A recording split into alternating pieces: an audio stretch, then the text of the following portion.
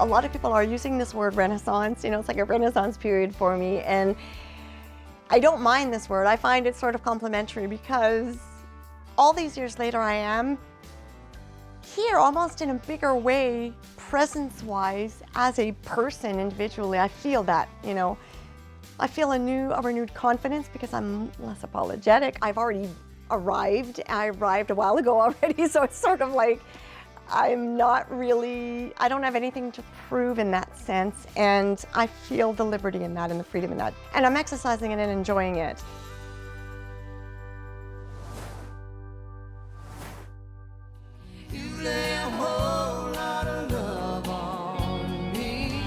Nearly 30 years after her debut album, 57-year-old Shania Twain announced her 6th studio album and first since 2017. Queen of Me will be released in February 2023. I've been in a very, self-empowering spirit, especially over COVID. I just had more time to write songs. I had more time on my hands to reflect on my attitude. It was a difficult time, obviously, for the whole world. And if you weren't careful, it could have really gotten you down. Music has always been my savior. So my go-to is songwriting, spend time with music, cheers me up. It'll put me in whatever spirit or mood I want to be in. And I decided that I would, write songs that were making me feel up, making me want to get up and dance. So when you hear the album, there's a lot of that in there. There's a lot of very happy, dancey kind of feels. A lot of the vocal arrangements are very big and sing-along. Like Pretty Liar is kind of it's almost like a pub sing-along song. And, inhale, exhale, it's all about air and not taking it for granted and standing up and celebrating being able to breathe air. Shania set the internet abuzz when she appeared topless on the cover artwork for the album's first single, Waking Up Dreaming. I'm feeling more comfortable in my own skin than I've ever felt before. And I'm somebody that went from never wearing a bathing suit at the beach as a teenager because I was way too self-conscious.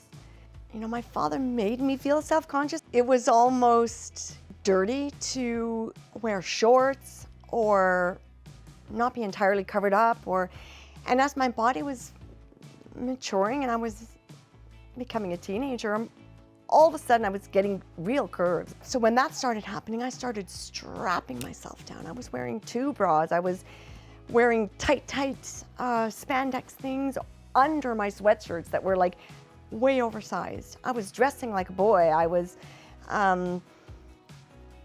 self-conscious. I didn't feel good about becoming a woman. I was embarrassed by it. I was hiding my curves. I was rejecting it. So when I did that very first What Made You Say That video, I'm like, wow, I'm feeling kind of liberated here. No one is around to say anything to me. I'm enjoying the process. I'm enjoying the clothing. I'm ditching the bra. So from the very beginning, the very first video, I was ditching the bra. And then it was like I hit this wall and I'm like, whoa, I'm regressing. My confidence is regressing. My courage is dulling. Why am I allowing this? Like, frig that. I am not regressing.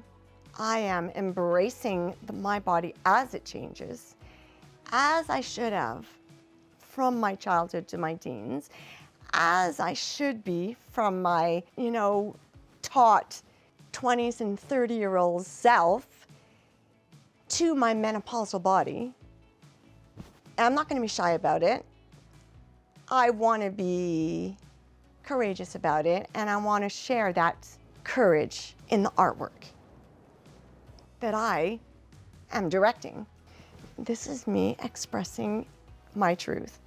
I am feeling comfortable in my own skin, and this is the way I am sharing that confidence. And I want hopefully out of that, other women that are aging, or any women, even if you're 12 and you're becoming, you're developing, like, you shouldn't feel like you need to hide behind your fear or your self-conscious shield. But you have to do it within your own sense of what is right for you and good for you and safe for you, and your own well-being. So I want to do it responsibly, and I feel that I am. I mean, honestly, I can't even tell you how good it felt to do nude shooting. I was just so, like, unashamed of my new body, as a woman that is well into my menopause, right? And what if I'm saying to people, I'm comfortable in my own skin, I'm queen of me, then I have to express that in the music and in the art. And I'm finding it very fulfilling. Earlier this year, Shania's journey to becoming the best-selling female country artist of all time was presented in the Netflix documentary, Not Just a Girl. The idea of the documentary was born during the pandemic, and it also gave a lot of time for, reflecting on what is it that I want to say, what matters, what is relevant to anyone, what really matters to me, what is it that I want to share, what do I think is important to share. I started as a child, so there was a whole lot of material, a whole lot of reflection, and it took a lot of time. So, and I had a lot of fun because I was looking back at, before, pre-braces, and, singing with all these gaps in my teeth, and the weird, funny, fuzzy hair, and the homemade costumes that my grandmother made, and the innocence of, just being a professional, a child professional. But what that meant was earning $50 here and there, singing in a local bar. That was being a professional singer at 10 years old or 8 years old. But I took it very seriously. I mean, I really did have a 100-song repertoire as a child at all times. I was very serious about that because I thought, when you're in the clubs, they always throw songs at you, requests at you, and I wanted to make sure I knew everything that they would throw at me. It was like a challenge. And I wanted to please the crowd. I wanted to make them happy, and I took that as a very, I felt the instant reward of being able to, play a song that somebody would request. And I never had any lyric sheets or anything, It was great training ground for where I would go, even though I didn't know where I was going, if that makes any sense. It was very offensive to be considered a molded artist, that it took a man or a team or others to mold me and to decide what it is that I was going to be as an artist. But I had my own vision, and I didn't waste a lot of time explaining myself.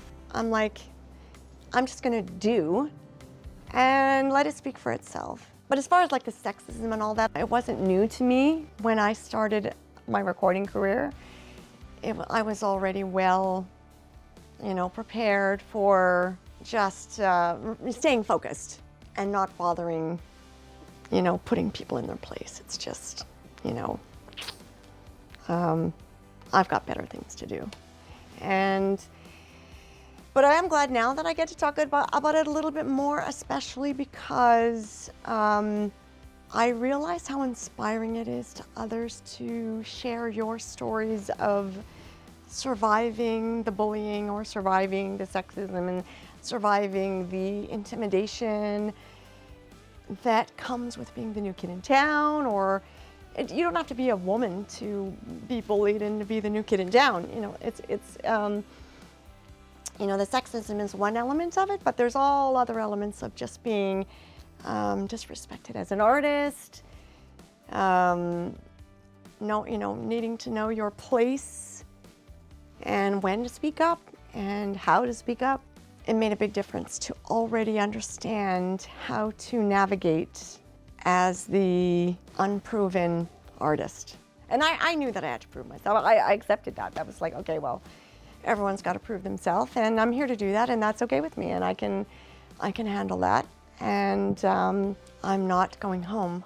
But I think that by the time I really did understand how challenging it was going to be to even be a recording artist outside of Canada, my parents had died. And then it's like, okay, now I really have no, I'm there's no choice. I've got to this is all I know how to do. All of my friends are already well into college. I've got to support the kids. They were still teenagers. Music's got to make a living for me now in a real way. And that sort of gave me a motivation that no matter how high that mountain was at that point, I was gonna climb it. I'm I was fueled with survival, survival mode. And I felt that sort of gave me a very fearless state of mind as well, because when you don't have a choice, you gotta push through the fear. You gotta push through it. And that's what I did. When I look at the documentary now, I see those broad shoulders in that younger woman. Even though I'm not saying anything that exhibits that, I know what I was feeling, and I know that I'm holding up my own fort, making my way through it. And I'm not allowing myself to be intimidated at the time. Shania's upcoming album will be her first release since she underwent open throat surgery in 2018. Losing my voice, that whole process was quite long. It really was more than 7 years. And from the time that I was not able to, be loud or project vocally at all. So, singing, I could get to projection, but I had to work I had to get into that muscle memory. It was hours of preparation and being on the microphone, and, it wasn't sustainable. And it was really weird. I'm like, I don't know what's happening, but I can't yell out to the dog. I can't yell at a sports game. I can't cheer. I can't scream or anything. So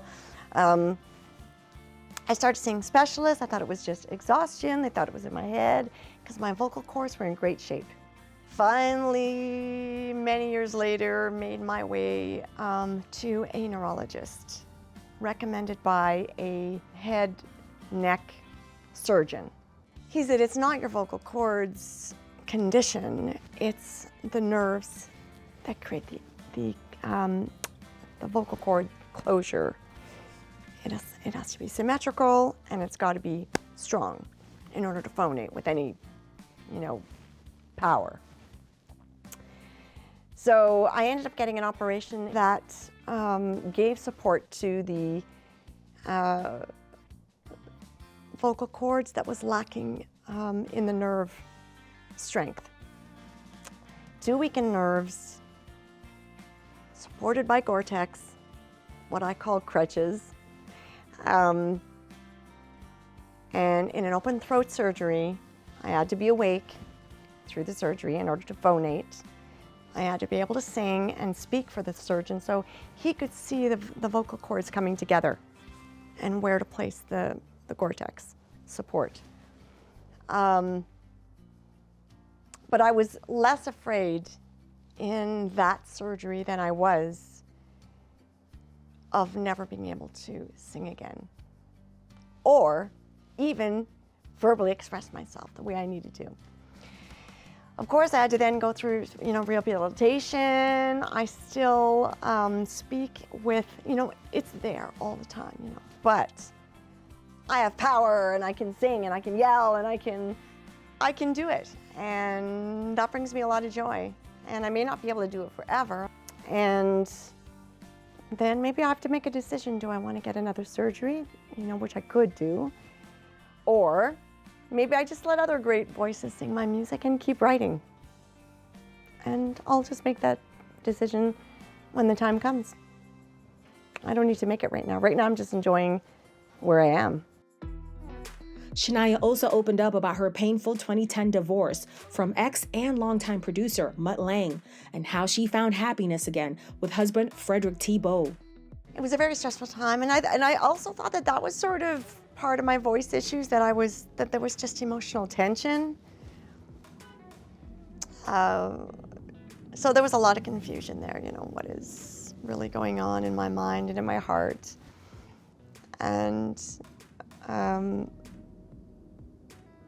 took a lot of working through, but I do believe that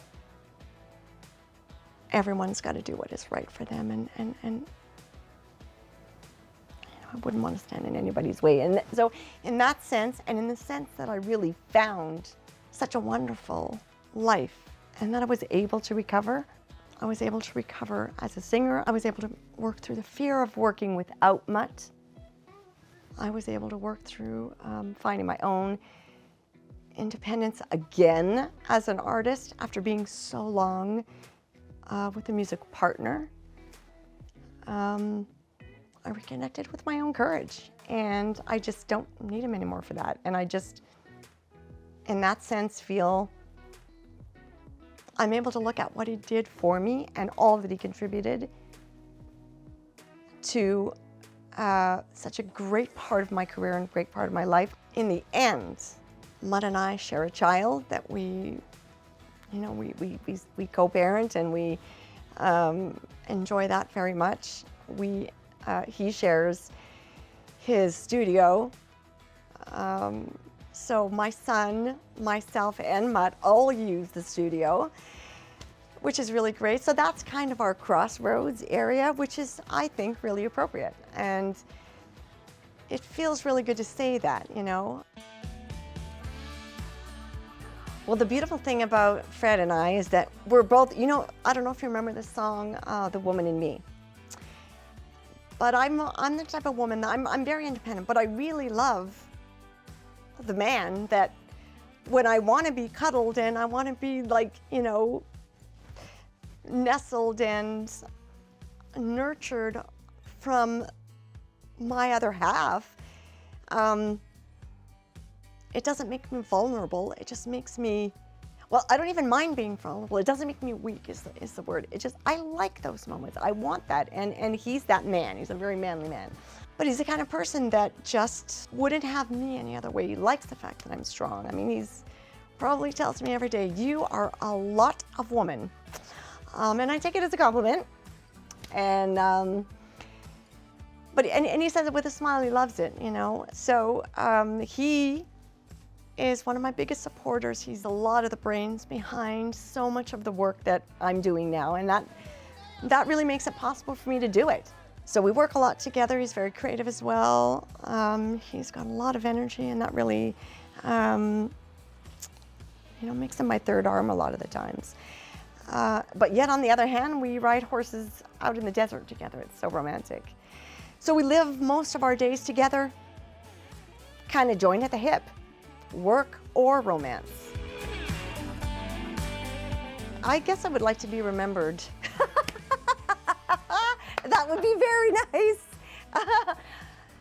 Being remembered is already a great accomplishment, right? And I'd like to be remembered as a good person. I want to be a good person. I want to be a good example. I care about being a good example. And I would like to be remembered for being a conscientious, intelligent, thoughtful, purposeful person.